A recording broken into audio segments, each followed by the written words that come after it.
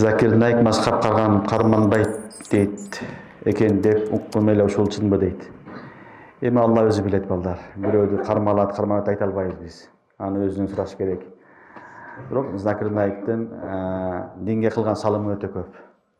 Түшүнүңөрбү, көптөгөн мусулман эместерди мусулман кылып атат. Ошол жерде адамдарды динге алып келгенге көп салым өтө көп. Өзгөчө буддизмдеги хиндуларды, башкаларды динге көп салымы көп. Себеби бул киши мынабы адьян дейт, башка диндерди жакшы билет.